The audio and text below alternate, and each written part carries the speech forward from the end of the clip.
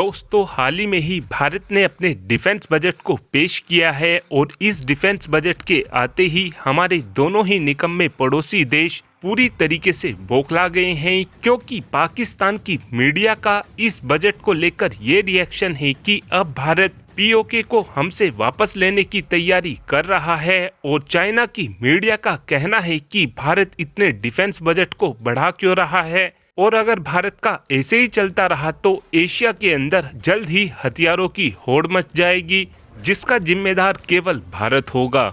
और अब तक आप समझ ही गए होंगे कि हमारे डिफेंस बजट में कोई बड़ा धमाका हुआ है, जिस कारण हमारे दोनों ही निकम्मे पड़ोसी देश बुरी तरीके से बौखलाए हुए हैं।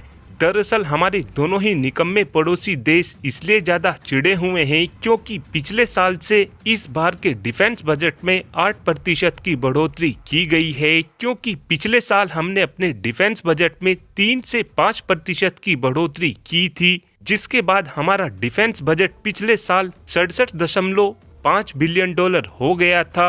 और उस समय कई देशों की तरफ से ये बोला जा रहा था कि अगर भारत को चाइना और पाकिस्तान का एक साथ इलाज करना है तो भारत को अपने डिफेंस बजट को 100 बिलियन से 150 बिलियन करना ही होगा। लेकिन भारत अपने डिफेंस बजट को धीरे धीरे बढ़ाने की कोशिश में लगा हुआ है। लेकिन आप कहेंगे कि क्या हम एकदम से अपने डिफेंस बजट को 100 बिलियन डॉलर नहीं कर सकते हैं? तो आपको बता दें कि भारत की तरफ से अपने डिफेंस बजट को एकदम ही 100 बिलियन डॉलर किया जा सकता है, लेकिन हम अपने डिफेंस बजट को इसलिए डायरेक्ट 100 बिलियन डॉलर नहीं कर रहे हैं क्योंकि इस समय भारत एक डेवलपिंग कंट्री है जहां पर विकास धीरे धीरे हो रहा है। और इस समय भारत की तरफ से मेनली फोकस अपने इंफ्रास्ट्रक्चर पर किया जा रहा है। और अब आप खुद ही सोचकर देखिए कि जब हमारा इंफ्रास्ट्रक्चर अच्छा होगा, हमारे यहाँ पर सड़कें अच्छी होंगी तो मूवमेंट काफी तेज होगा, जिससे हमको चीजों को ट्रांसपोर्ट करने में काफी आसानी होगी। और जिस देश में जिस तरीके की रोड होती हैं, वो देश उसी हिसाब से ही डेवलप करता है। इसीलिए ही भारत की तरफ से अपने डिफेंस बजट को डायरेक्ट ही 100 बिलियन डॉलर नहीं किया गया है। हम धीरे धीरे अपने डिफेंस बजट को बढ़ाएंगे और इस बार का हमारा डिफेंस बजट 6.2 लाख करोड़ रुपए होने वाला है, यानी कि 74.82 बिलियन डॉलर। पिछले साल हमने अपने डिफेंस बजट को 3 से 5% बढ़ाया था और इस बार हमने अपने डिफेंस बजट को 8% तक बढ़ा दिया है।